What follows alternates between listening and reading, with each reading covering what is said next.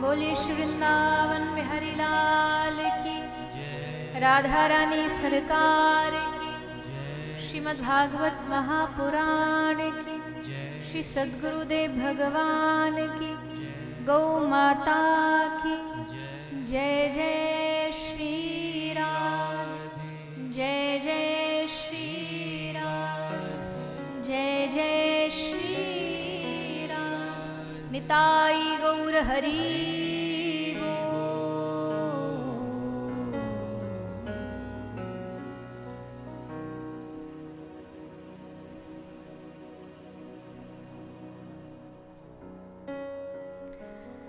आइए चित्सार सिंधु सर्वस्व भगवान श्री राधे गोविंद के चरण कमलों का ध्यान करते हुए सभी श्रीमद् भागवत गंगा में प्रवेश करें। पधारे हुए सभी हरिभक्तों वैष्णव जनों के चरणों में व्यासपीठ की ओर से आप सभी को मेरा प्रणाम।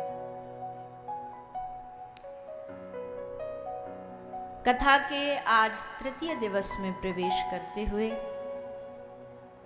आप हम सभी भागवत का रसपान कर रहे हैं। आपके इस ग्राम में श्रीमद् भागवत कथा का आगमन हुआ है। आप उसको श्रवण करके अपने जीवन का कल्याण कर रहे हैं। संसार में हर आदमी चाहता है कि उसका कल्याण हो। संत महात्माओं के पास भी हम जाते हैं तो हाथ जोड़ करके उनसे प्रार्थना करते, महाराज जी कृपा कर दो, कल्याण कर दो, हमारा उद्धार कर दो। यानी कि हम चाहते हैं कि हमारे जीवन का कल्याण हो, हम चाहते हैं कि हमारा उद्धार हो, पर हमें रास्ता नहीं पता। कल्याण का रास्ता क्या है, जीवन के उद्धार का रास्ता क्या है, ये रास्ता नहीं पता। तो रास्ता फिर कौन बताएगा? बोले इस भारत भूमि में, ये भारत वर्ष का गौरव है, ये भारत भूमि का सबसे सुंदर संयोग है कि इस भारत भूमि पर हर गांव में, हर क्षेत्र में, हर नगर में आपको कोई ना कोई महात्मा, महापुरुष, कथा वक्ता भगवान की कथा सुनाता हुआ, रसपान कराता हुआ मिल ही जाएगा। कोई भारत भूमि का ऐसा कोना बाकी नहीं है जहां भगवान की कथा न होती हो। और अब तो भगवान की ऐसी कृपा हो गई, पहले के कुछ समय तक तो भारत भूमि के जो संत प्रवक्ता महापुरुष होते थे वो कहते थे भैया हम 7 समंदर पार नहीं करेंगे, हम जो भी करेंगे भारत भूमि में ही करेंगे। पर आजकल तो वो भी नहीं रहा। आजकल तो सारे विश्व में भगवान की कथा गाई जाती है।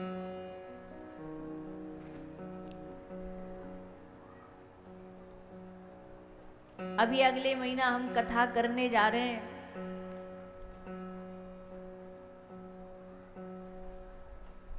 शायद आप सबने नाम सुना होगा, पानी में चलता है जहाज, बड़ा जहाज होता है इसलिए उसको क्रूज बोलते हैं।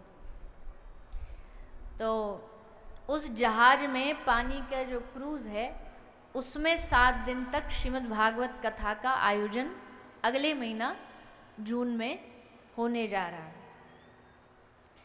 और देश होगा ग्रीस, टर्की, और भी है 4-5, हमको नाम याद नहीं है।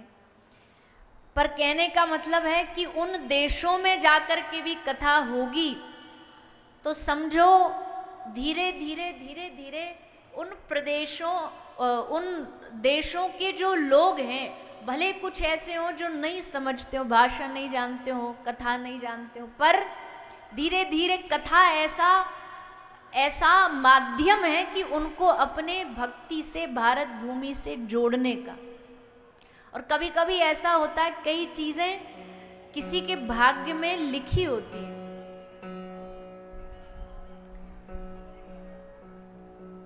हमारे बीच में एक बड़ी प्यारी सी भगवान की भक्त, छोटी सी, अब छोटी क्या कहूँ, पर अब ब्रज में आके रह रही है तो हम तो लाली बोलेंगे। ये एक छोटी सी लाली है जो यूरोप के एक किसी देश से आई है। हमको देश भी इसी के मुंह से पता, लिटेनिया, हमको इन्हीं के मुंह से नाम पता चला ये भी कोई देश होता है, पर यूरोप का देश है।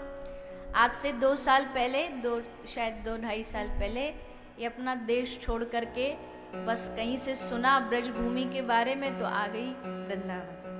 तब तो ना अंग्रेजी आती थी, ना इंग्लिश आती थी, ना हिंदी आती थी। अब तो खूब पटर पटर हिंदी भी बोलती है, पूरा हिंदी समझती है, हिंदी बोलती है, इंग्लिश बोलती है।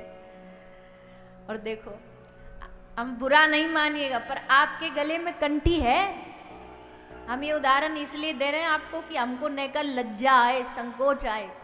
हम भारत भूमि में जन्म लेकर के हमारे गले में कंठी नहीं है, हमारे माथे पर चंदन नहीं है, हमारी हाथ में माला नहीं है, जबकि हमारा जन्म भगवान ने इस देश में दिया। और भगवान की कृपा देखो कि ऐसा देश जहाँ दूर दूर तक घर में, परिवार में, देश में भक्ति का नामो निशान नहीं है, वो व्यक्ति अपना सब छोड़ छाड़ के, और इतनी कम आयु में सब छोड़ छाड़ के यहाँ रह के भजन कर रहा है, तो हमारे लिए कितना बड़ा आदर्श हो सकता है, कितना बड़ा आदर्श हो सकता है। और भक्ति में इतना मन, भजन में इतना मन कि 24 घंटे पर भजन करवा लो। तो ये एक तो पूर्व का प्रारब्ध भी होता है, इसमें कोई संशय नहीं। कई जीव ऐसे होते हो गलती से कहीं और पहुंच जाते हैं। अभी हमारे ये हॉस्पिटल में थी, सीएम साहब आए थे अक्षय तृतीया को, तो बात इससे पूछ रहे थे कि तुम कहाँ से हो, कैसी हो, तो हम सब यही बोलते विदेशी है, विदेशी है। तो उस दिन ये बोली माननीय मुख्यमंत्री महोदय को कि मैं विदेशी विदेशी नहीं हूँ, मैं भारत की बेटी हूँ, मैं भारत की बेटी हूँ, मुझे भारत की बेटी बोलो। तो संघ जो आए थे बड़े खुश हो गया। हाँ, बोले इनको तो हम कहीं अच्छे सम्मेलन में लेके जाएंगे ताकि हम लोग को बताएं कि देखो, बोले शरीर बाहर विदेश का पर मन भारत भूमि का है, मन ब्रज का है, वृंदावन का है। तो एक तो बात भैया ये भी है कि जब भगवान को लगन लगानी होती है तो क्या देश, क्या जाति, क्या पाति। हिरण्यकशिपु जैसे दैत्य के घर में प्रहलाद जी प्रकट हो गए। तो इसका उदाहरण इसलिए हम दे रहे हैं कि भैया हम सबको भी अपने धर्म पर, अपनी भक्ति पर जो मिला है उसका महत्व समझिए। देवता हाथ जोड़ के कह रहे हैं, हे प्रभु हम पर कृपा करो। भगवान ने कहा इससे बड़ी कृपा क्या होगी, देवता बन गए, इससे बड़ी भी कोई कृपा बाकी है क्या। दुनिया हम सब देवताओं का यजन करती है, यज्ञ कर रहे हैं, इस देवता को प्रसन्न करना है, उस देव को मनाना है। तुमको क्या चाहिए, देवताओं से पूछा तुम्हें क्या चाहिए, तो सुनो देवताओं ने क्या मांगा। देवता कह रहे प्रभु आपने हमको देव योनि दे तो दी, बड़ा सारा वैभव दे दिया, देव जो चाहे वो कर सकता है, देवताओं के पास कोई वैभव की कमी नहीं है, विमान है, मनो इच्छा से जहां जाना चाहे जा सकते हैं, अप्सराएं सब कुछ है। पर जब देवताओं से मांगा गया तुम्हें क्या चाहिए, तो देवताओं ने कहा अहो अमीशाम किमकारी शोभनम प्रसन्न एसाम सुदत स्वयं हरि। देवता मांग रहे भगवान से, हे नाथ अगर कृपा करना चाहते हो तो हमको भारत भूमि में जन्म दे दो। और भारत भूमि में क्या जन्म लेना है, बोले भारत भूमि में हमको मनुष्य बनाकर भेज दो, मानव बना के भेज दो। ताकि क्यों बनना है मानव, भगवान ने पूछा। बोले मानव इसलिए बनना है क्योंकि प्रभु आपकी कथा में बैठ करके हम आपकी कथा सुन पाएंगे, इसलिए मानव बना दो। अन्य जीव बन भी गए तो क्या पता कथा सुने न सुने, पर मनुष्य बनेंगे तो ये चांस तो रहेगा कि पता चले कि आपके गांव में कथा हो रही है, आओ बैठो कान से कथा श्रवण करो। तो कितना बड़ा भाग्य, सोचो कितना बड़ा सौभाग्य। बड़े भाग्य मानुष तन पावा, बड़े भाग्य से मानुष तन मिला है। इसको हम अब अगर कल वाली कथा को इससे थोड़ा जोड़ देते हैं, बड़े भाग्य से मनुष्य शरीर मिला है, इसको बीड़ी सिगरेट तंबाकू में खराब नहीं करना है। इसको शराब और नशे में खराब नहीं करना है। ये मानव जीवन सीढ़ी है जिस पे चढ़ के भगवान को पाया जा सकता है, भगवान को प्राप्त किया जा सकता है, पर इसकी कीमत नहीं पता है अभी। एक बार महात्मा बुद्ध के पास एक आदमी गया, बुद्ध से बोला, हमने हमेशा सुना मनुष्य जीवन इतना कीमती, इतना, क्या कीमत है मनुष्य जीवन की, जरा हमको ये बता दो। जाकर के उस भक्त ने बुद्ध से पूछा, हे महात्मन, क्या क्या कीमत, क्या वैल्यू लगाएंगे मनुष्य जीवन की? कम से कम आप महात्मा ही बताते रहते हो बड़ा कीमती, कोई कीमत तो बताओ। तो महात्मा बुद्ध ने उसको कहा कि हम तुझे कीमत बताएंगे, पहले मेरा एक काम कर। तो बोले बताइए। महात्मा बुद्ध ने झोली से बड़ा ही चमचमाता हुआ एक पत्थर निकाला और उसको उस आदमी को दिया और कहा, जाकर के इसका मोल लगा के अलग अलग जगह जाना, कम से कम 5, 10, 15 जगह जाना और सबसे इसका मोल पूछना। बेचना नहीं है, इसको बेच के नहीं आना, पर वह मोल लगा करके आना। बोला ठीक है। अब वो पत्थर लेके गया, सब्जी का ठेला वाला खड़ा था, उससे कहा, भैया ये हमारे पास पत्थर है, इसके बदले क्या दोगे? तो उसने ऐसे ऐसे देखा, 1 किलो आलू ले जा, 1 किलो बैंगन ले जा इसके बदले। बोले ठीक है, वापस दे दे, बेचना नहीं है, मोल बस जानना है। लेके फिर आगे बढ़ा, कपड़े वाले के दुकान पे गया, भैया तुझे क्या? बोले हम इससे एक रेशमी वस्त्र दे देंगे, ये मोल लगाया उसने। फिर किसी बढ़िया पीतल की दुकान वाले के पास गया, बर्तन वाले के पास, भैया तू क्या देगा इसका? बोले हम इसके बदले 10-15 तुमको पीतल के बर्तन दे देंगे। और फिर एक सुनार के पास गया, उससे पूछा, भैया इस पत्थर के बदले तू क्या देगा? बोले तो बड़ा कीमती पत्थर है, इसके बदले हम तुमको एक सोने की अंगूठी दे देंगे। और पहुंचता पहुंचता अंत में एक जोहरी के पास पहुंचा। जोहरी मतलब जो हीरे जवाहरात की सब जानता हो, उसको पहचान निकाल लेता हो। तो जोहरी के पास पहुंचा और जाकर के उसने पत्थर दे के कहा, भाई साहब इसके बदले क्या दे दोगे? जोहरी ने उस पत्थर को ऊपर से नीचे तक देखा और हंस के कहा, भैया मेरी दुकान में जितने हीरे हैं ना, वो सब भी तुझे मैं इसके बदले लौटा दूं तो भी इस हीरे की, इस कीमती बेशकीमती पत्थर की कीमत नहीं चुका सकता। इतना बेशकीमती पत्थर है, चाहिए इसके बदले ये सब? उसने कहा नहीं, वह मोल लगाना है, बेचना नहीं है। और ले करके फिर वो पत्थर आया बुद्ध के पास, जाके बुद्ध से कहा कि हे महात्मन, पूछाया? बोले हाँ। बोले क्या मिला? बोले महाराज सबने अलग अलग मोल लगाया। एक आदमी है जो इसके बदले वह 1 किलो आलू ही दे रहा है, और एक कह रहा है कि इसके बदले सारे दुकान के हीरे ले जा। ये मोल लगा करके आया हूं। तब महात्मा बुद्ध ने हंस के कहा, बेटा यही तेरे प्रश्न का उत्तर है।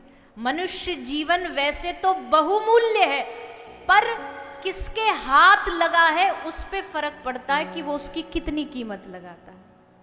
ये मनुष्य जीवन किसी संसारी को मिल गया, विषयी को मिल गया, तो उसके लिए विषय पाने का साधन है। खाओ पियो ऐश करो मौज करो, बस खाएंगे पिएंगे नाचेंगे गाएंगे ऐश करेंगे और क्या, और फिर मरेंगे।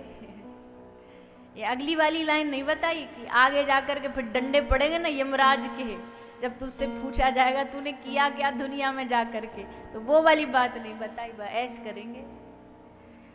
उनके हाथ में लग गया तो इसकी कीमत आलू बैंगन बराबर उन्होंने बेकार कर दी।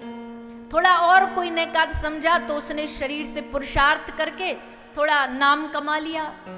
कोई और थोड़ा इसका कीमत समझा तो उसने समाज के हित में लगा दिया। और कोई अगर इसकी कीमत समझा तो इस शरीर को इतना कीमती बना करके उसने इसी मानव शरीर से सबसे कीमती भगवान की प्राप्ति कर ली। इससे बड़ी कीमती कोई और चीज नहीं हो सकती।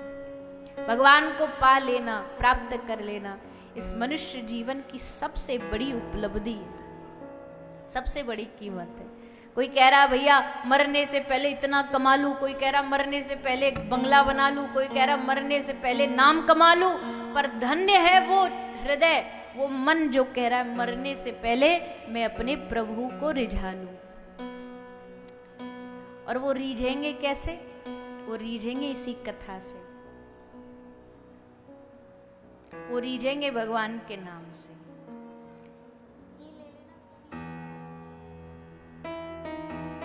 तो आप सब जो यहाँ आए हो, आप हम सब, आप भी हम भी, हम कोई प्रवचन दे रहे हैं इसका मतलब ये नहीं हम बहुत बड़े ब्रह्म ज्ञानी हैं, नहीं नहीं, सब वही कैटेगरी में आते हैं, उसी लाइन में खड़े हैं सब। और किस लाइन में खड़े कि हमको किसी भी प्रकार से जीवन में कुछ ऐसा कर लेना है जिससे भगवान हम पर प्रसन्न हो, भगवान हम पर राजी हो। मैं कई बार कथाओं में कहती हूँ, हम हमेशा कोशिश करते हैं जो दुनिया वालों की हम पर नजर हो। चलेंगे तो चार पुलिस वाले आगे, 4 पीछे बंदूक वाले। अब भाई बुरा नहीं मानिएगा, पर दुनिया में कोई हमारी जान को खतरा थोड़ी है जो हमको बंदूक चाहिए। और यूपी में तो महाराज पूछो ही नहीं, हमारे चाचा विधायक हैं। यहाँ तो ज्यादा हम बोलना चाहते नहीं, ज्यादा बोलेंगे तो ऐसे ही राधे राधे। पर क्यों करते हैं हम ये? सच्चाई अपने दिल से पूछो, जहां से निकले लोग देखे, वाह क्या बात है, 4 आदमी आगे 4 पीछे, सब गार्ड घूम रहे, पुलिस वाले घूम रहे, वाह वाह, बड़ा भैया, बड़ा कोई व्यक्ति है, बड़ा नामी ग्रामी व्यक्ति, इसलिए तो करते हैं, दुनिया की नजर में आने के लिए करते हैं। पर अब ये भी हम मनाही नहीं कर रहे, मनाही हम इसलिए नहीं कर रहे क्योंकि हम भी उसी लाइन में हैं, हमारे भी 2 लोग आगे चाहिए, 2 पीछे चाहिए। हम सब आजकल कथा करने वाले भी कोई कम थोड़ी है, उनको भी चाहिए जहां चले, हटो हटो हटो, महाराज जी आ रहे हैं, महाराज जी आ रहे हैं, तो चाहिए लोग हटाने के लिए, पता लगे महाराज पधार रहे हैं। तो अब तो वहां भी वही सिस्टम हो गया है। कोई नेताजी आते हैं, देखो पूरी फौज संग लेकर के आते हैं, जैसे ही एंट्री मारेंगे कथा में, कथा तो धरी रह जाएगी, बस सब नेताजी को देखेंगे, नेताजी आ गए, नेताजी आ गए। सब किस लिए है? ये सब इसलिए है कि लोगों की नजर हम पे पड़े। लेकिन हम कहते हैं जितना हम प्रयास लोगों की नजर हम पे पड़े ये कर रहे हैं ना, काश उतना प्रयास हम ये भी कर लें, क्या ऐसा करूं जिससे भगवान की नजर हम पर पड़े, जिससे भगवान की नजरों में मैं बड़ा बनूं। दुनिया की नजरों में तो कोई भी बड़ा बन सकता है बाहरी चीजों से, वैभव दिखा दो, दुनिया जय हो कर लेगी। दुनिया को एक इंग्लिश में एक वर्ड है कि दुनिया प्रेजेंटेशन देखती है, पर हमारे ठाकुर जी इंटेंशन देखते हैं। दुनिया प्रेजेंटेशन देखती है, भैया कैसा प्रेजेंट किया जा रहा है, पर ठाकुर जी मन का भाव, इंटेंशन, विचार देखते हैं। इसलिए संसार को बहुत रिझाया, रिझाते ही रहेंगे, ऐसा नहीं वो खत्म हो जाएगा, अंत तक रिझाते ही रहेंगे। अच्छा कपड़ा हम लोगों के लिए ही पहनते हैं, घर में तो देखो एकदम मैले कुचैले एकदम साधारण कपड़ों से रह लेंगे, पर घर से बाहर प्रेस एकदम। अच्छे कपड़े अपने लिए पहन रहे होते तो घर में भी प्रेस कर करके एकदम क्रीज लगा के पहनते, पर नहीं, घर में तो सादा रह लेंगे, और जैसे बाहर आए तो एकदम बढ़िया बन ठन के कपड़ा। क्यों? क्योंकि दुनिया को दिखाना है, अपने लिए थोड़ी है वो। मैया वो सोने के हार पहने बैठी हो, किसके लिए पहने बैठी हो? अपने लिए। अपने लिए ही पहनना होता तो रात को जब सोते हैं तो पहन के सोती हो 6-6 हार। घर में कोई पहन के सोता है? नहीं। अपने को ये अच्छा सोना अपने को ही सुख दे रहा होता तो रात को क्यों नहीं देता? रात को क्यों नहीं 16 श्रृंगार करके और बड़े बड़े कानों में पहन के क्यों नहीं सोते? क्योंकि वो अपने लिए नहीं है। सीधी सिंपल सी बात है, वो अपने लिए नहीं है, वो जगत के लिए, वो दुनिया के लिए। अब भाई सारे मैयाओं की ओर देख रहे होंगे, पर आप भी कम थोड़ी हो। शादी ब्याह में जाओ तो क्या बन ठन के जाते, एकदम टाई कोट लगा के, बेल्ट लगा के, कड़म कड़म वाले जूता पहन करके। रात को सोते समय जूता पहन के सोते हो, टाई बेल्ट लगा के सोते हो? सिर्फ जब घर से बाहर गए दुनिया को दिखाना है, तब के लिए हम बन जाते हैं एकदम बाबूजी, एकदम बन ठन के जाएंगे, सेठ बन के जाएंगे। घर आते एकदम सादा सिंपल हो जाएंगे, क्योंकि सब कुछ हम इसलिए कर रहे हैं दुनिया देखे। और दुनिया देखे ही नहीं। जैसे कोई महिला एकदम गर्मी पड़ रही हो, भारी भरकम हो, फिर भी एकदम साज श्रृंगार करके, 16 श्रृंगार करके फिर आई हो। अच्छा, वो सोना भी सुख नहीं देता। सुख कब देता है? जब वो सामने वाला पूछता है, अच्छा कितने का लिया, तब उसमें मजा आता है। अच्छा दिख गया आपको, हाँ फिर ठीक है। तो भैया संसार के लिए गाड़ी अच्छी हमें किस लिए चाहिए?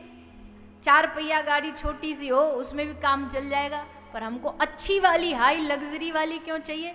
जहां से निकले सबकी नजर ऐसे पड़े, वाह क्या बात है, क्या महंगी गाड़ी लेके जा रहे हैं। तो भैया सारी दुनिया में खेल यही चल रहा है कि हमको लोगों को दिखाना है। लेकिन अब इस कथा से लोगों के साथ साथ कोशिश करिए, ऐसा क्या कर्म करूं जिससे हमारे प्रभु की नजर पड़े, उनकी दृष्टि पड़े। संसार को लुभाया, अब उनको लुभाया। महात्मा कहते हैं, हरिनाम में कितनी शक्ति है ये पूछो प्रेम दीवानों से। अब भैया जाके पावना फटी विवाही सो क्या जाने पीर पराई।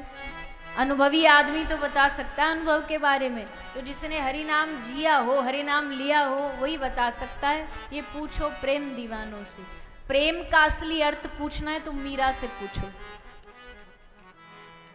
भक्ति का असली अर्थ पूछना है तो सूरदास जी से पूछो।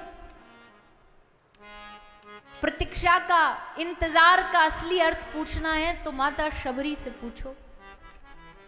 अनुभवी आदमी तो बताएगा। इसलिए भगवान के जो प्रेम दीवाने, उन्होंने इस हरि नाम के मार्ग पर चल करके, भगवान की भक्ति के मार्ग पर चल करके कितनी बड़ी बड़ी बाधाओं को पार कर दिया। संसार की छोटी मोटी बाधाएं तो क्या ही चीज है भगवान के सामने। इसलिए दुनिया के तो बन के देख ही लिया है, अब एक बार ठाकुर जी का बन के देखो, एक बार हरि नाम लेके देखो, एक बार भगवान नाम लेकर के देखो। इसलिए हम निवेदन करते हैं कथा में, भैया कथा तो सुन रहे हो ठीक है, पर कथा सुनने के साथ साथ एक काम करो, सब लोग कथा के साथ साथ कथा के शिक्षा के रूप में, सार के रूप में भगवान का नाम जाप चालू करो, माला करना चालू करो। क्योंकि जितनी करोगे माला, जितनी आपके जीवन में माला होगी, नाम जाप होगा, उतना ही आपके जीवन में आनंद होगा। पर हम करते कहाँ हैं? माला भी है बेचारी घर में रखी रखी धूल चाट रही है, अलमारी में सेट रखी है, बस दर्शन के लिए है। कईयों के तो होगी नहीं, कैसी माला, काहे की माला। एक आध की कोई होगी भी तो वो बेचारी बस दर्शनार्थी है, बस दर्शन ही करने होते, उसकी छूनी तो है नहीं। ऐसा नहीं, हर एक घर में अगर 5 सदस्य, 5 की माला होनी चाहिए। उस पर नाम जाप करो, गुरु जो मंत्र दे उसका जाप करो। गुरु मंत्र नहीं तो महामंत्र, हरे कृष्ण कृष्ण कृष्ण हरे हरे, हरे राम राम राम हरे, ये मंत्र जपो। पर सबको माला करनी ही चाहिए, क्योंकि माला ही दवाई है। दवाई लोगे नहीं तो बीमारी ठीक कैसे होगी? नाम जाप करो। तो आगे भी ये प्रसंग आता है भागवत जी में। सब ऋषियों ने परीक्षित राजा को सबका सार यही बताया है कि हम और कोई बाकी साधन नहीं कर पा रहे, कलयुग का प्रभाव भी है।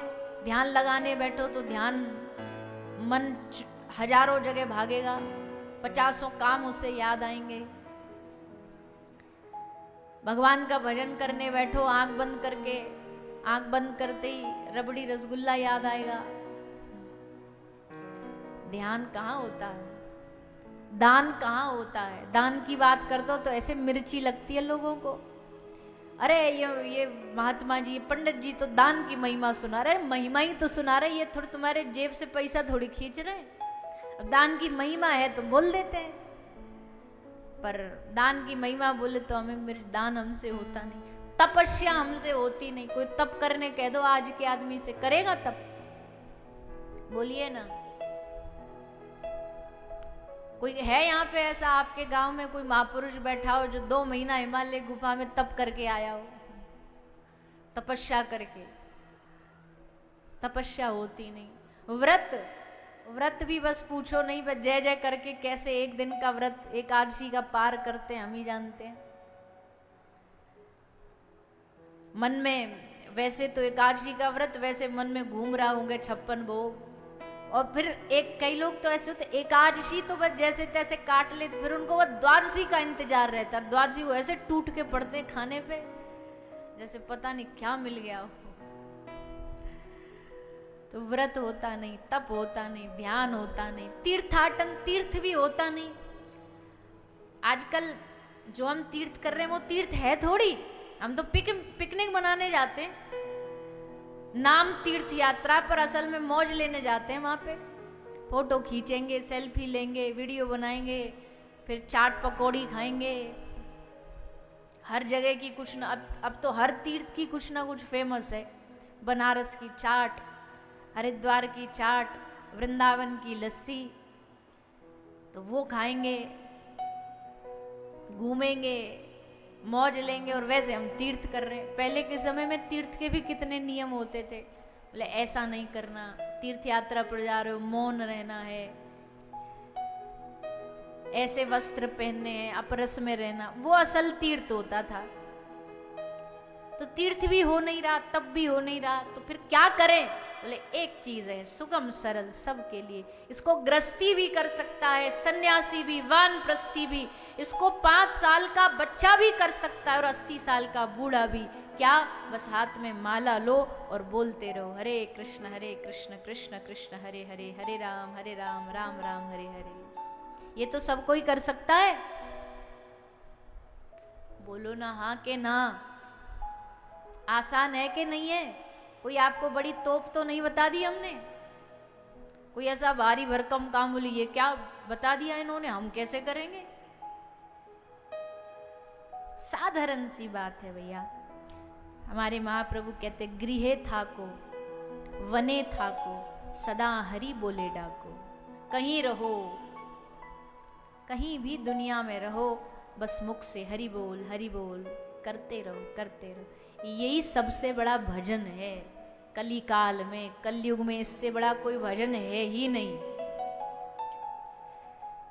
तो हमारे इस इतने लंबे चौड़े प्रवचन का सार यही है कि सब लोग माला किया करो। कौन कौन करता है माला? हाथ उठा के बताओ। लो देख लो जी, हम एकदम सही पकड़े। मतलब कहाँ माला कर पाते हैं और फिर कहते हैं हमको भगवान कैसे मिले, मन ठीक नहीं हो रहा। अरे काहे से मन ठीक होगा? जब तक मन को ठीक करने का अभ्यास हरि नाम नहीं करोगे तो काहे से मन ठीक होगा? चलो अब लो नसानी, अब ना नस सही हो, जो गया सो बीत गया, कोई बात नहीं। पर अब तो भागवत आई ना आपके गांव में, इसलिए आई कि भैया अब तक नहीं कर रहे थे, कोई बात नहीं, पर अब चालू कर दो। अब माला, अब नाम जाप चालू कर दो। सब कोई नाम जाप करो, सब कोई माला करो। तो जिनके घर में, जिनके जीवन में हरि नाम होता ना, ठाकुर जी उनके पीछे पीछे दौड़ते हैं। ठाकुर जी उनके पीछे पीछे दौड़ते हैं, क्योंकि कान में जब उनको नाम सुनाई देता है, उनको पता है पाछे पाछे हरि फिरे, उनको पता है कि ये नाम बोलेगा तो कान लगा के घूमते रहते कि अब हमारा नाम बोलेगा, अब हमारे से भी ज्यादा। जैसे मान लो हरे कृष्ण महामंत्र, तो इसमें श्री जी का नाम भी है, राधा रानी का नाम, तो ठाकुर जी पीछे पीछे घूम रहे हैं, राधा नाम बोलेगा इसलिए पीछे पीछे दौड़ेंगे। इसलिए सब लोग नाम जाप किया करो, थोड़ा करो ज्यादा करो, जितना बन पाए उतना करो, पर शुरू तो करो। इस पटरी पर पाम तो रखो, आगे तो फिर धीरे धीरे गाड़ी अपने आप चल पड़ेगी, पर पहले स्लो मोड में भी चढ़ो तो ट्रैक पर। यही कलयुग से बचा सकता है। कलयुग, कल आपने सुना राजा परीक्षित को कलयुग का दर्शन हुआ। महत्पुरुष थे राजा परीक्षित, राजा होके भी राज ऋषि थे, इसलिए कलयुग से डरे नहीं बल्कि डट के मुकाबला किया। धनुष बाण लेकर के उसको 5 स्थान दिए, और फिर राजा परीक्षित गंगा के तट पर जब उनको श्राप लगा तो आए और संतों से निवेदन किया, जान गए कि भैया सारी दुनिया में जब सारी ओर अंधेरा छाया हुआ हो, सब ओर बस आपको निराशा ही निराशा मिल रही हो, आपको पता है कि अब हमको कुछ आगे कुछ ही नहीं आ रहा, सारे दरवाजे बंद हो गए, समस्या ही समस्या है, तो उन समस्याओं का समाधान एक ही जगह मिल सकता है। किसी सच्चे साधु की शरण में चले जाओ, वो साधु आपको हर समस्या का समाधान दे देगा। संतों के पास सब समस्याओं का समाधान होता। इसलिए जब भी समस्या हो जीवन में, साधुओं से जाके निवेदन करो, प्रार्थना करो, संतों के सानिध्य में जाओ, उनकी कृपा से ही आपके जीवन में समस्याओं का निदान होगा। हम मांगते भगवान कोई जीवन में ऐसा बड़ा धनवान व्यक्ति मिल जाए जिसके साथ काम बन जाए, कोई बड़ा पदाधिकारी मिल जाए, उससे हमारी पहचान हो जाए, जिससे हमारे सब काम करवा दे जल्दी जल्दी। पर भैया सारे काम दुनिया के पदाधिकारी करा सकते हैं, पर भगवान तक पहुंचाने का काम तो एक साधु ही करता है, एक गुरु ही करता है। इसलिए भगवान को बाद में ढूंढना चाहिए, पहले उनके किसी संत को ढूंढो। भगवान तो अपने आप मिल जाएंगे, पहले उनके किसी प्रिय संत को ढूंढो, साधु को ढूंढो। संत क्या करेगा?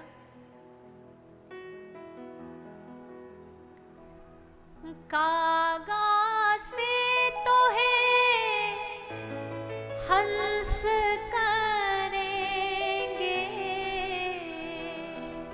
कागा से तो है हंस करेंगे, कागा से तो है हंस करेंगे, कागा से तो है हंस करेंगे। वो मिट जाए उर के दाग रे, वो तेरी अच्छी बनेगी। मिट जाए और के दाग रे, तेरी अच्छी बनेगी। संतन के संग लाग रे, ओ तेरी अच्छी बनेगी। संतन के संग लाग रे, तेरी अच्छी बनेगी। संत क्या करेंगे? कागा से तो है हंस करेंगे, सारे दागों को मिटा देंगे। बोले हम कैसे माने? हमको क्या कोई उदाहरण दो जिससे हमें पता चले कि हाँ ऐसा हुआ, संतों के मिलन से जीवन का कल्याण हो गया।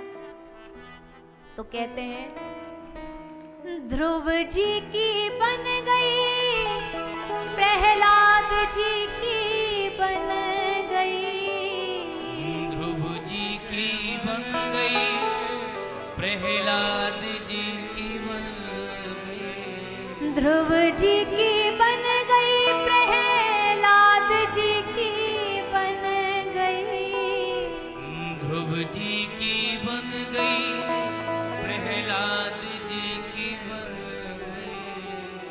तो हरि सुमिरन में लाग रे, तेरी अच्छी बनेगी। हरि सुमिरन में लाग रे, तेरी अच्छी बनेगी। संतों के संग में, संतों के चरणों से जुड़ करके भैया जीवन में बड़ी बड़ी उपलब्धि प्राप्त होती है। संतों की बात चल रही है, महाराज जी हमारे बीच पधारे हैं, जिनका आप पूरे परिवार पर खूब आशीर्वाद है, और उन्हीं की प्रेरणा से कथा यहाँ पर हो रही है। तो पूज्य महाराज श्री का भी हम व्यासपीठ से खूब खूब स्वागत अभिनंदन करते हैं, प्रणाम करते हैं। सच्चाई तो यही है भैया कि जो काम एक साधु कर सकता है, जो कल्याण एक साधु कर सकता है, अगर साधु कल्याण करने का संकल्प ले लेना तो भगवान को भी फिर सामने आके खड़ा होना ही पड़ता है। साधु ने सोच लिया इसका कल्याण करना है, तो अब ठाकुर जी को व्यवस्था बनानी ही पड़ेगी कि उसका कल्याण हो जाए। साधु में इतनी ताकत होती है, संत में इतनी ताकत, पर अभी हम अच्छे से संतों की महिमा समझे नहीं है, इसलिए हम इस अपनी जुबान को गंदी करते रहते हैं। बोले साधु वाधु सब ऐसे ही नाटक खोर होते हैं, सब नाटक करते हैं, सब नौटंकी है, अपनी जिव्या को गंदा करते हैं, संत अपराध कमाते हैं। साधु तो साधु होता है।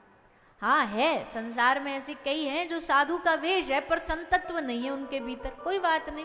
साधु का वेश तो है, वेश को ही प्रणाम कर लो।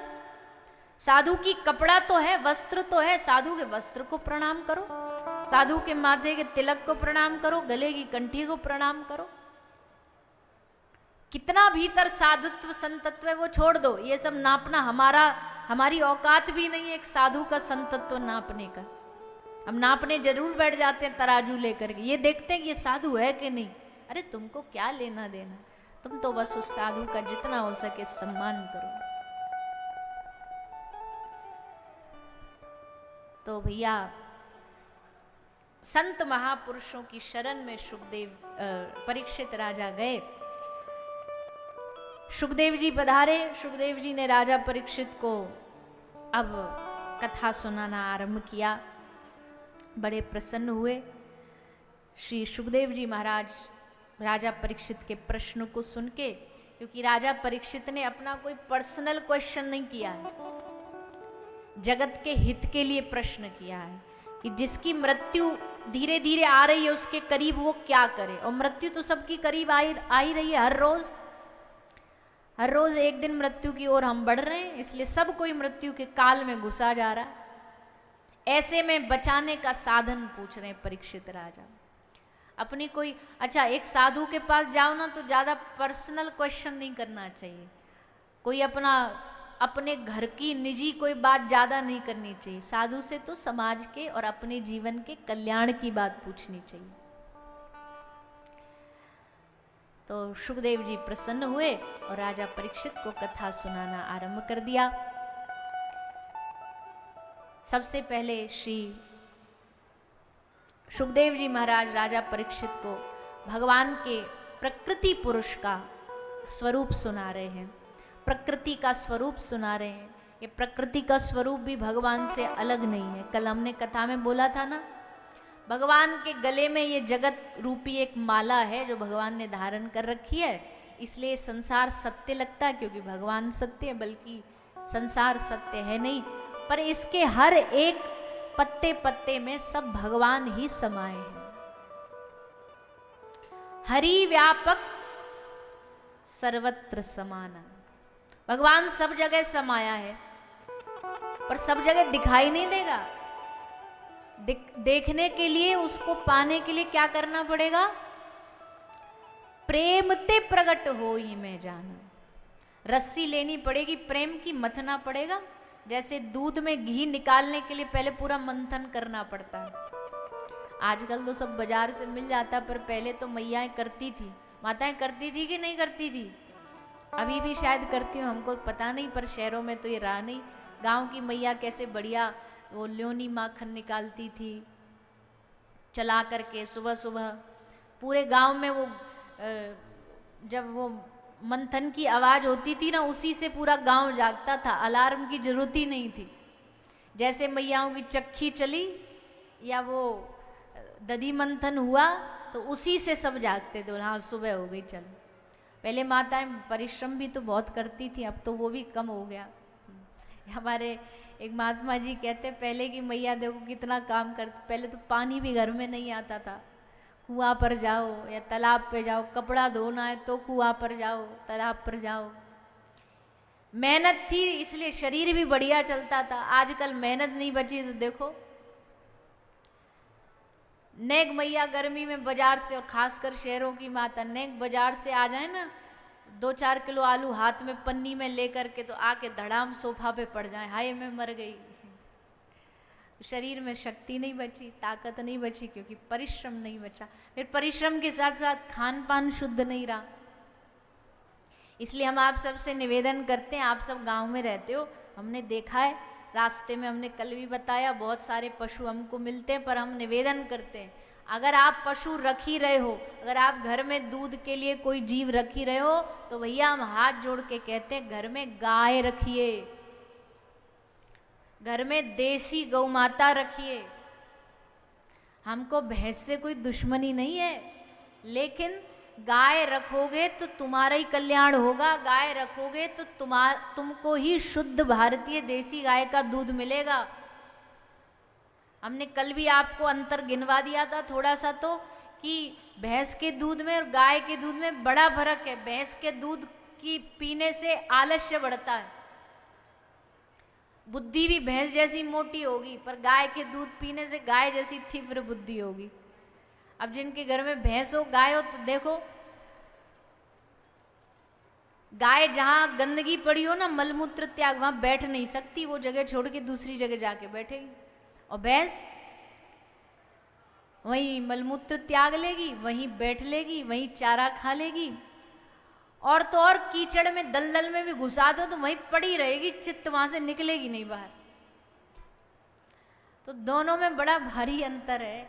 इसलिए जब रख ही रहे हैं, सेवा कर ही रहे हैं, थोड़ा सा दूध की बात होती, थोड़ा भैंस से कम दूध होता है गाय, पर क्या हुआ, कम से कम शुद्ध तो होता है। इसलिए घर में गाय रखो। किस किस के घर में गाय है बताना जरा, और भैंस किसके घर में है बताना। नहीं हंसो नहीं, शर्माओ नहीं, जब है तो है, उसमें क्या है।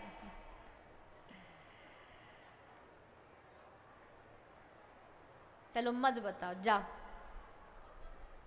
पर आपस में बात मत करो। हमें पता है कि अब हाथ उठाने में संकोच हो रहा है।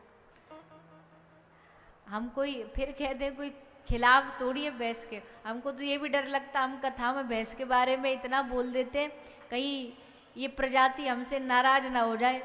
मृत्यु के समय यमराज भैंसे पे विराज के आए तो भैंसा कहे कि तुम पीछे हो, हम देखते हैं, इन्होंने बड़ी कथाओं में हमारी हंसी उड़वाई थी। पर भैया हम तो अंतर बता रहे हैं, अब अंतर के बाद आपको क्या रखना है घर में वो आप जानो। पर हम निवेदन करेंगे, गाय रखने से गाय की भी सेवा हो रही है, ठाकुर जी की भी सेवा हो रही है, और आपके घर को शुद्ध घी शुद्ध दूध मिल रहा है। इसलिए घर में गाय सबको रखनी चाहिए। तो जी प्रकृति पुरुष भगवान का स्वरूप बताया। इस संसार में जो भी कुछ दिखाई दे रहा है सब भगवान का स्वरूप है। भगवान के स्वरूप के ही वर्णन भागवत जी में किया गया। फिर सद्यो मुक्ति का वर्णन बताया कि कोई भगवान से कुछ मांगता है, कोई भगवान से कुछ मांगता है।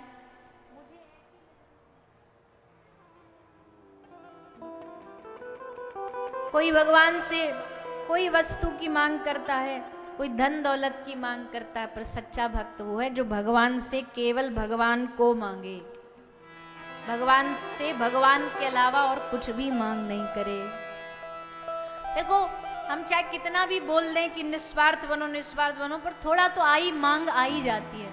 तो कोई बात नहीं, मांगना है, पर क्या मांगना है वो समझना बहुत जरूरी है। मांगना है प्रभु की भक्ति, भगवान से मांगना है, साधु मिल जाए, गुरु कृपा मिल जाए, ये मांगना है। ऐसी कोई चढ़े उतरे ऐसी नहीं। जैसे जल बिन मछली पलना जिए, जैसे जीवन में मछली को आप कुछ भी दे दो, हीरा जवाहरात दे दो, नहीं लेगी। उसे क्या चाहिए, क्या चाहिए? मछली जल की रानी है, जीवन उसका, हाथ लगाओ बाहर निकालो। अब उससे कहो पानी में क्या, हम तो उसको घी में रखते हैं, तो रहेगी नहीं, उसे पानी ही चाहिए जीने के लिए। वैसे ही जैसे जल बिन मछली जी नहीं सकती, वैसे तड़पू में घड़ी घड़ी तेरेगी। ऐसी लगन ऐसी भक्ति मिल जाए कि एक क्षण भी आपके बगैर ना रहूं, ऐसी भक्ति का रंग चढ़ा दे, मैं तेरे बिना पल ना रहूं। ये है मांगने जैसी चीज। हम क्या इधर उधर की बेकार की वेस्ट चीज मांगते रहते हैं भगवान से। पोता दे दो, छोरी का ब्याह नहीं हो रहा, ब्याह करवा दो। नौकरी नहीं लग रही, वो नौकरी लगवा दो। धंधा ठीक नहीं चल रहा, वो ठीक करवा दो। ये कोई मांगने जैसी चीज भगवान से ना। इन सब चीजों के लिए तो भगवान के हाथ में छोड़ देना चाहिए। जाई विधि राखे राम, ताई विधि रही। दे तो भी तेरी राजी, न दे तो भी तेरी राजी। हमें देना है सचमुच तो ऐसी लगन लगा दे कि हम आपके बगैर न जिए। भक्ति से बड़ी अनमोल दुनिया में कोई चीज है ही नहीं। जिसको ये मिली उससे संसार का सब खजाना मिला, और जिसे ये ना मिली उसे खजाना मिल के भी कभी संतुष्टि नहीं मिली। इसलिए सद्यो मुक्ति यही है, भगवान की निष्काम भक्ति करते रहो, भगवान को निष्काम भाव से भजते रहो। तो इस प्रकार निष्काम भक्ति का वर्णन किया।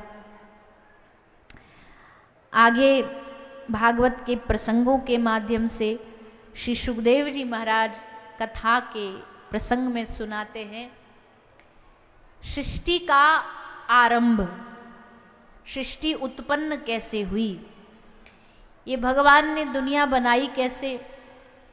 कहते भगवान के मन से महतत्व से सतोगुण रजोगुण तमोगुण 3 अहंकार प्रकट हुए। पंच महाभूत, पंच तृणमात्राएं, मन बुद्धि चित्त अहंकार, 10 ज्ञानेन्द्रियां, 10 कर्मेंद्रियां, इन सबको मिलाकर के संसार का सृजन हुआ। ब्रह्मा जी का सृजन हुआ। भगवान ने ब्रह्मा जी को आदेश दिया सृष्टि को आगे बढ़ाने का। ब्रह्मा जी गए सृष्टि आगे बढ़ाने के लिए, तपस्या का बल चाहिए था तो तप करके आए और फिर सृष्टि को आगे बढ़ाया। अब भागवत केवल भगवान की कथा नहीं है, भागवत में भगवान के साथ साथ और भगवान से ज्यादा भगवान के भक्तों की कथा आती है। ऐसे ही भगवान के एक भक्त का चरित्र श्री सुखदेव मुनि सुना रहे हैं, और इन भक्त का नाम है श्री विदुर जी महाराज। भगवान के भक्त हुए श्री विदुर जी, बड़े प्रसिद्ध भक्त हैं और इनकी भक्ति भी प्रणम्य है, प्रणाम के योग्य है। हुआ कुछ ऐसा, देखो विदुर जी भगवान के भक्त हैं, सात्विक इनका हृदय है। इसलिए जब इन्होंने देखा कि दुर्योधन बड़ा अन्याय कर रहा है पांडवों के साथ, तो इन्होंने रोकने का प्रयास किया। पहले पूरा प्रयास किया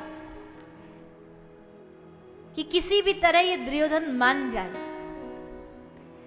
कभी कभी जीवन में कुछ ऐसे लोग होते हैं जो आपके साथ बड़ा अन्याय करते हैं, आपके आसपास, आपके समाज में।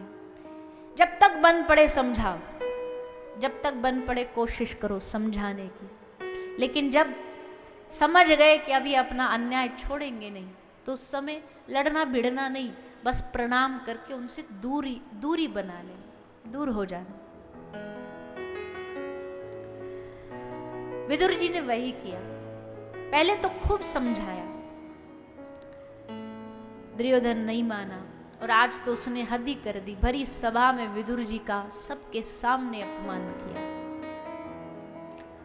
चुप रहे विदुर जी, क्योंकि जब निर्दोष व्यक्ति को अपमानित किया जाता ना, तो उस व्यक्ति को जवाब नहीं देना पड़ता, जवाब भगवान देते। और ऐसा जवाब देते हैं कि फिर मुंह की खानी पड़ती है।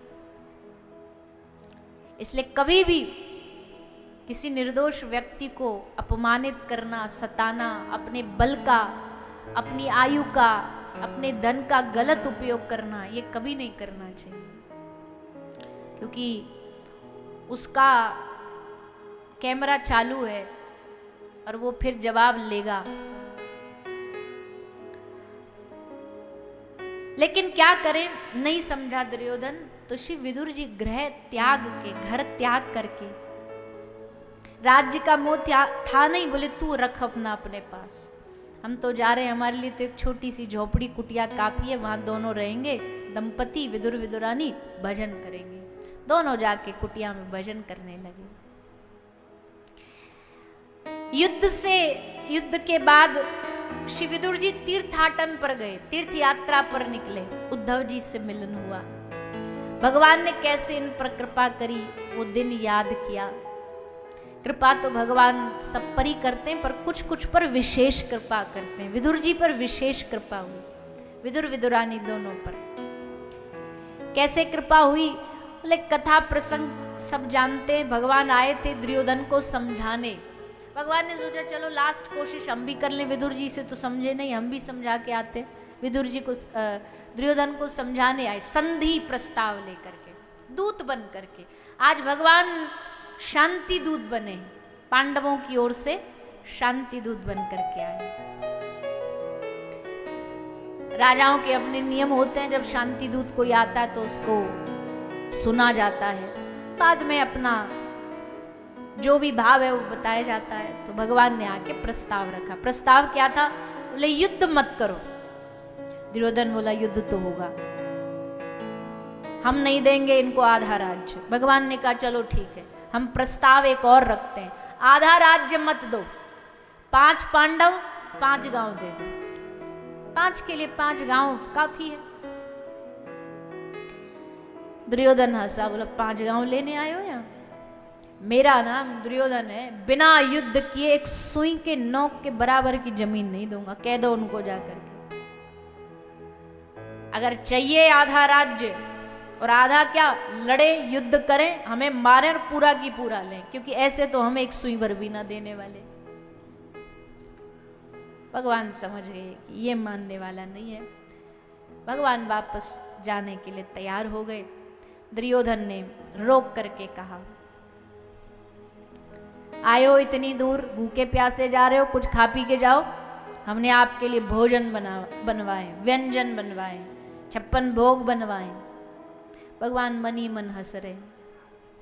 भैया जिस भोजन में प्रेम ना हो, जिस भोजन में भाव ना हो, उसके घर भोजन पा करके क्या करेंगे? और वो भी भगवान जो भाव के ही भूखे हैं। चलो संसार वाले तो फिर भी फॉर्मेलिटी के लिए खा लेते हैं, भाई उसके ब्याह में चले गए, उसकी पार्टी में चले गए, क्यों? क्योंकि बड़ा नामी ग्रामी आदमी।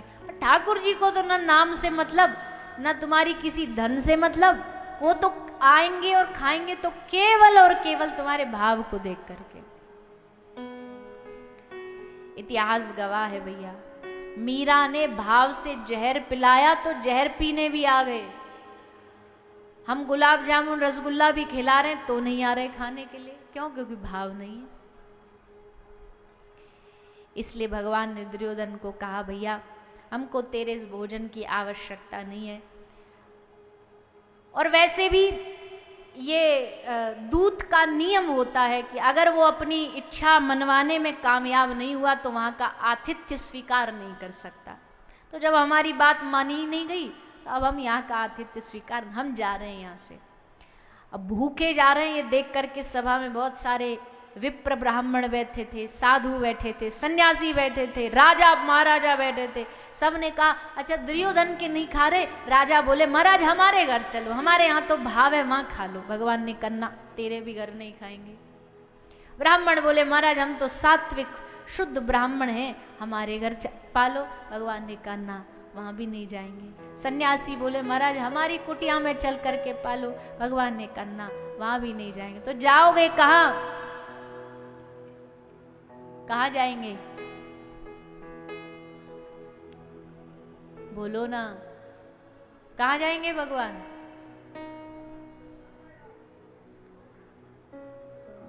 डरा सहमा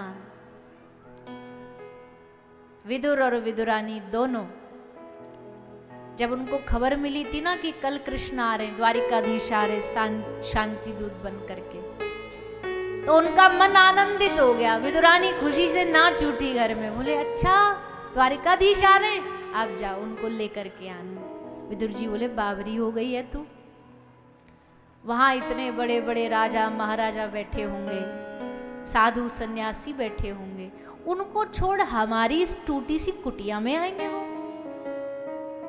मेरी तो कहने की भी हिम्मत नहीं होगी उनसे, मैं तो बोल भी नहीं पाऊंगा। विदुरानी बोली ठीक है, मुंह पे नहीं बोल सकते आपको, यहां बैठ के तो बोल सकते। हमने सुना है दिल की पुकार जल्दी सुन लेते हैं, दिल का न्योता जल्दी स्वीकार कर लेते हैं। चलो दोनों बैठ गए और मन ही मन भगवान का भजन करके उनको निमंत्रण दे रहे हैं। हे नाथ कृपा करके हमारे इस कुटिया में पधारिएगा। इधर इन्होंने मन ही मन प्रार्थना करी, उधर भगवान ने न्योता स्वीकार कर लिया मन ही मन। इसलिए सबसे बहाने लगाते आ रहे हैं। किसी को कह रहे हैं भूख नहीं है, किसी को कह रहे हैं आज हमारे खाने का मन नहीं है।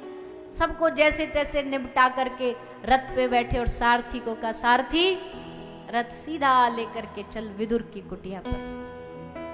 दुबते छुपकते आए, किसी काई को पतो नहीं लग जाए, क्योंकि ठाकुर जी के पीछे तो कितने लोग पड़े रहते हैं, इसलिए छुपते छुपते आए ठाकुर। सब दूतों को हटा दिया, बस सारथी को रखा और कहा कि कोई सूचना किसी को नहीं मिली। दुर्योधन को तो कतई नहीं पहुंचनी चाहिए।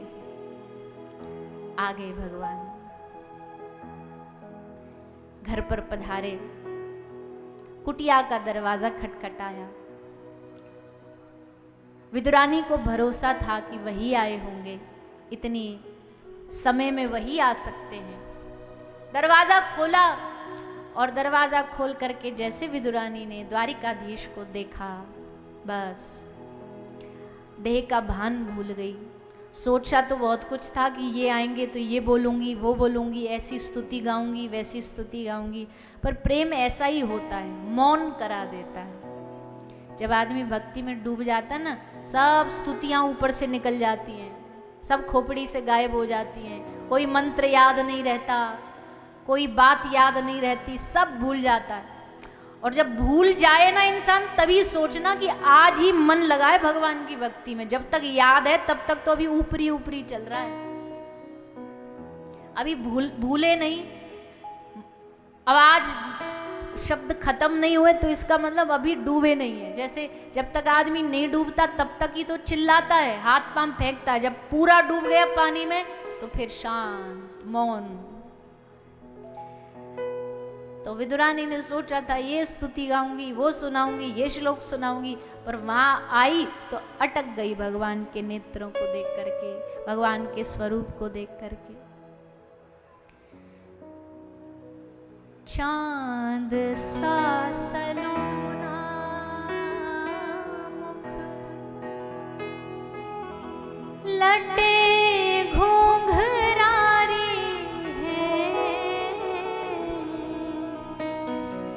चांद सा सलोना मुख, लटे घुंघरारी,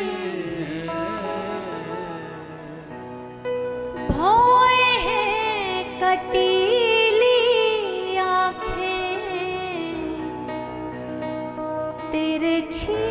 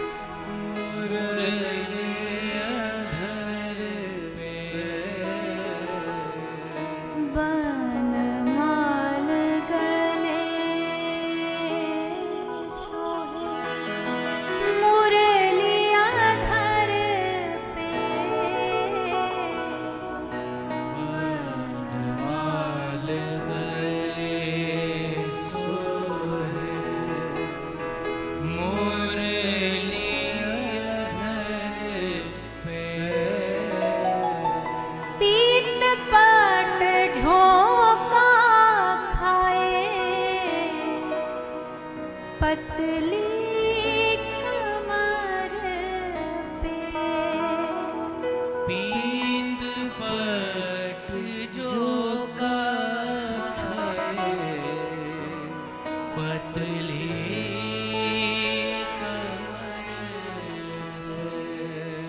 होया को चंदन सो महके बदन हाया पे मेरो अटक गयो मन होया पे मेरो अटक गयो चांद सा सलोना मुख लटे गुगरारे भोए हैं कटीली आंखें तिरछी करारी और उसी पे जाकर के मन अटक गया।